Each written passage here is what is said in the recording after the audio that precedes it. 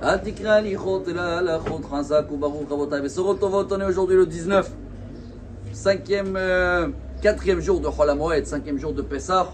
Si vous avez remarqué ce matin la lecture, c'était l'histoire du veau d'or, et tout de suite après l'histoire du veau d'or, Dieu il nous rappelle de faire Chag HaMatzot Tishmo.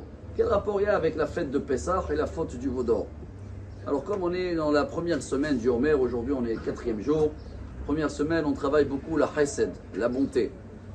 Chaque fois qu'on est gâté et on a beaucoup, alors malheureusement, on veut donner, on veut être à l'image de Dieu, donner. Mais quand on n'a pas les barrières qu'il faut, on ne sait pas à qui donner, comment donner, ça peut terminer dans le veau d'or. Si vous avez bien remarqué, 2 fois dans l'année, Dieu intervient tous les 6 mois, ou dans notre menu, qu'est-ce qu'on va manger, ou dans notre confort, où on va habiter. À Sukkot, tout le monde doit sortir de leur confort et Dieu lui demande de changer de décoration et de lit et d'endroit. Par contre, Dieu ne se mêle pas de menu à Sukkot. Mangez ce que vous voulez. À Pessah, c'est l'inverse. Chacun avec son confort, Benechorin, dans les canapés, dans les maisons, dans les bateaux, ce que tu veux. Mais par contre, il y a un menu qui est donné par Dieu et qu'il faut le respecter exactement. Il y a une grande différence entre Sukkot et Pessah.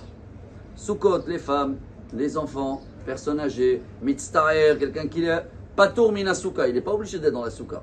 Mais à Pessah, tout le monde, ils sont obligés de respecter le même menu. Tu peux pas, velo yerae lecha chametz. Même si quelqu'un ne peut pas la galette, il se force premier jour, mais tout ce qu'il ne faut pas manger, c'est dans le menu de Pessah. Ça s'appelle un petit peu cette semaine, il y a le chesed et la gvura. Chesed, c'est savoir donner. Gevura, c'est les barrières, c'est le frein. Qui donner, comment donner. Et Dieu il nous apprend après l'histoire du veau d'or, où chacun était, selon les midrash, on est sorti d'Égypte avec 90 ânes remplis de l'argent, de l'or, des clés, tellement on avait.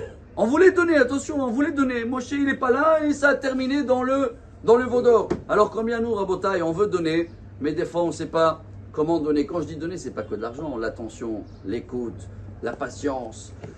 Tu vas pas donner à un enfant, comme on a dit, il crie et il pleure, il a 2 mois, tu vas pas le donner un billet de 200 shekels, tu vas le calmer. Non, à un enfant, il faut donner du lait. Et il faut aussi savoir combien le donner. Tu le donnes trop, hop, il va tout vomir. Toutes ces règles-là, comme dans la nourriture, Dieu il nous donne à Pessah et à Sukkot pour que toute l'année, on a un équilibre.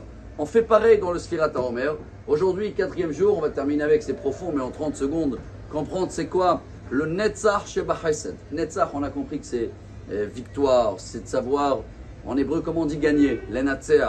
Même si tu as échoué, le lion, qu'est-ce qui le rend gagnant? Il va échouer 9 fois sur 10. Ce qui le rend gagnant, c'est qu'il abandonne jamais et il se relève. Alors même si nous on donne, mais des fois on a mal donné, l'autre il a mal accepté, des fois j'ai pas de quoi donner. Aujourd'hui on apprend de faire le Netzach Sheba Chesed, de jamais abandonner, toujours continuer, même si on a échoué, et même si c'est le veau d'or dans la Torah, toujours on peut se relever et rediriger la bonté comme il faut. Hachem il est Erech Apaim Verav Chesed Ve'emet. Erech Apaim ça veut dire une patience énorme. Verav Chesed, tellement il donne que nous on doit être à son image à Pessah, donner de notre âme, de notre corps, de notre menu, Pessah Kasher Vesameach, et Moadim Lesimcha. Amar Rabbi Elazar, Amar Rabbi Hanina.